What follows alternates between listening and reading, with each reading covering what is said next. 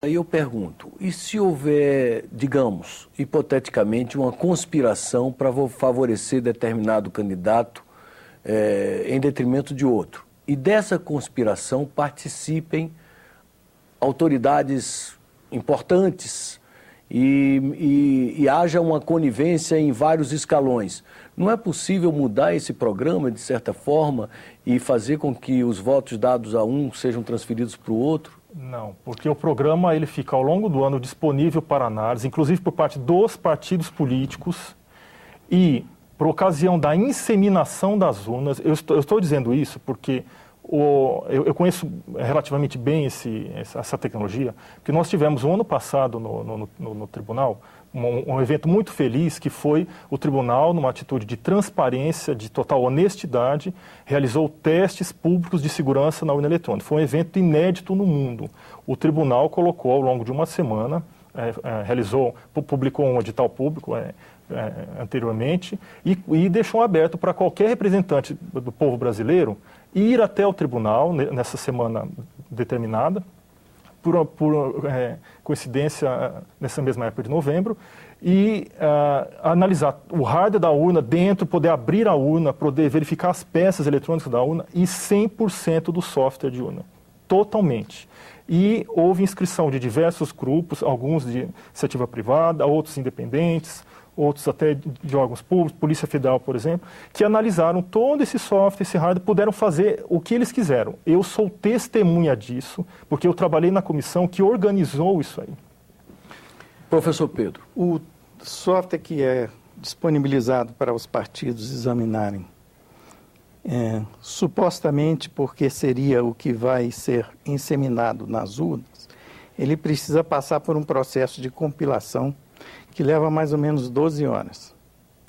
Então, durante o ano, essa base de dados com cerca de 12 milhões de linhas de código, isso dá mais ou menos o equivalente a 5 mil livros, fica disponível para os partidos políticos examinarem. Mas isso está sempre mudando, porque os sistemas estão o tempo todo sendo atualizados.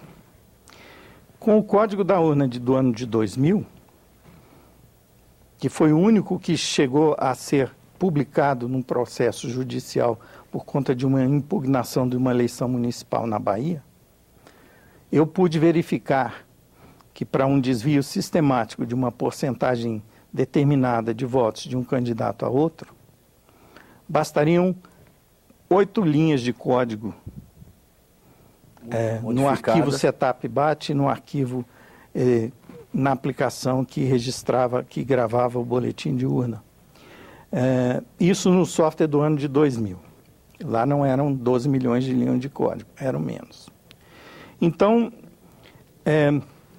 essa forma de auditoria, ela atende muito bem os interesses de quem pensam na democracia, os interesses alinhados com aquela perspectiva de que a democracia é um jogo de opiniões, de percepções e opiniões das massas. Tá?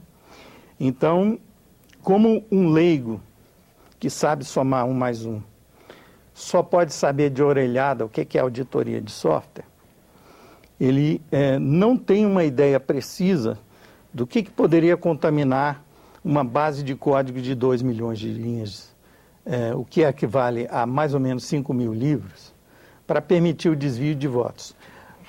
Na eleição do ano de 2008, 2 partidos participaram dessa fiscalização por conta da ineficácia desse processo de você estar examinando 2 milhões de linhas de código, que estão mudando todo dia, e no dia da cerimônia de compilação, em que o software é finalmente gerado em código executável para ser preparado para envio aos tribunais regionais para ser inseminado nas urnas, o que foi submetido à compilação, o que de fato foi traduzido para a linguagem de máquina, não era a mesma base de código que estava disponível aos partidos. Essa reclamação consta de uma petição de um dos 2 partidos que foi até o fim nesse processo de auditar código, para não se dar o direito, para que não lhe seja dada a imputação de que ele não está querendo participar do jogo da fiscalização.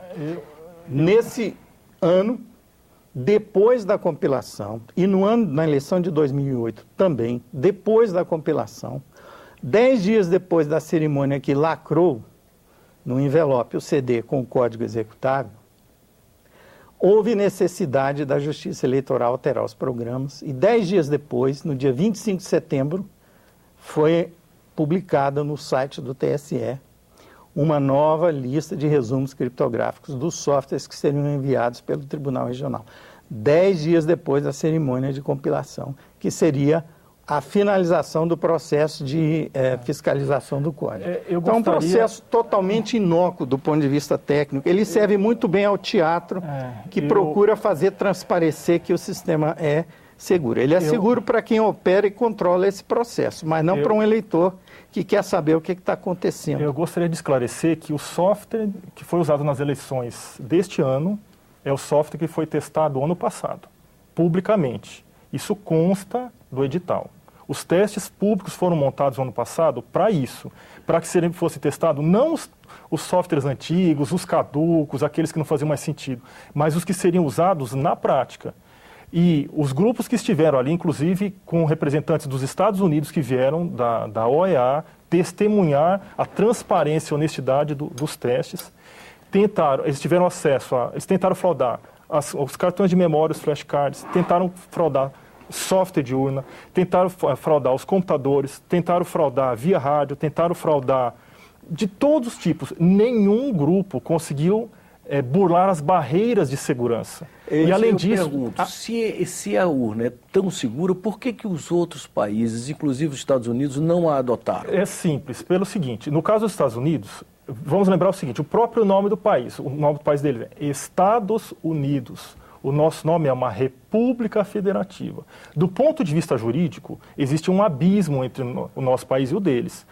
Especificamente quanto à legislação eleitoral, nós temos aqui no país uma legislação unificada. Nos Estados Unidos, a legislação varia de acordo com o condado, que é mais ou menos como se fosse o nosso município. Ou seja, você sai de uma cidade e vai para a cidade vizinha, a legislação mudou. Em uma cidade pode usar o eletrônico, outro não é permitido. Uma de um tipo de outro tipo. A Califórnia, por exemplo, não usou.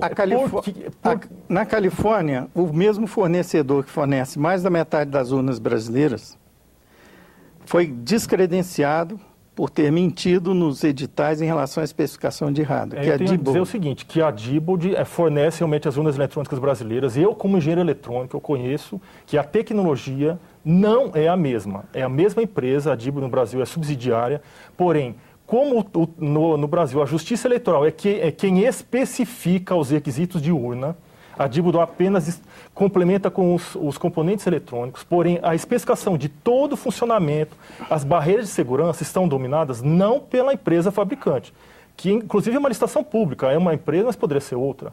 Estão na mão da Justiça Eleitoral brasileira. E isso não ocorre em outros países que usam urna eletrônica. E além do mais, nem todos os países usam o sistema eletrônico de votação, porque talvez não seja necessário, ou porque a população é pequena, ou porque eles não tenham recursos financeiros para isso, ou porque eles não tivessem um problema seríssimo de fraude que nós tínhamos no Brasil. Por exemplo, o problema do mapismo.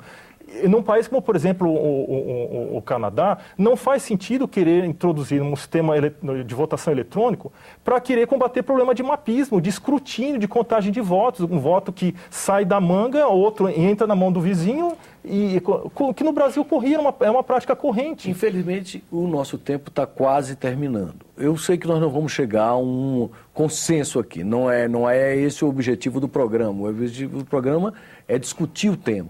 Então, eu pediria, primeiro o professor Pedro, depois o professor Wilson, que apresente as suas razões finais. Por que o senhor desconfia da segurança da urna eletrônica brasileira? Eu desconfio de uma democracia onde o eleitor não está mais interessado em verificar por seus próprios meios como é que os eleitores estão sendo.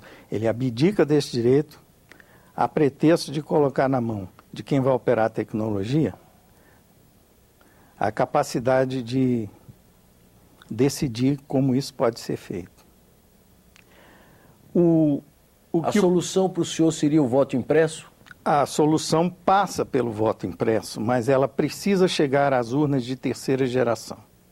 O problema com o voto impresso é que ele reintroduz os meios de fraude, que todos que louvam a informatização não querem mais ter que lidar com ela, que são as fraudes de varejo visíveis que podem ser praticadas no papel, né? Mas o único motivo para reintroduzir essas formas de fraude é para que elas possam servir como sinalizador de que algo pode ter acontecido de errado na contagem eletrônica. A contagem eletrônica, ela permite desvios por atacado invisíveis quando quando o processo não permite um meio independente de verificar o resultado de auditagem. A razão pelas quais os países que algum dia contemplaram e usaram urnas de primeira geração, que fazem a contagem dos votos, toda ela dependente de software, é exatamente por esse motivo. Entretanto, o ideal é que possamos chegar nessa evolução às urnas de terceira geração, que procuram usar duas trilhas de contagem de apuração independentes para uma validar a outra e, quando houver desvios, uma detectar a origem da falha ou manipulação indevida.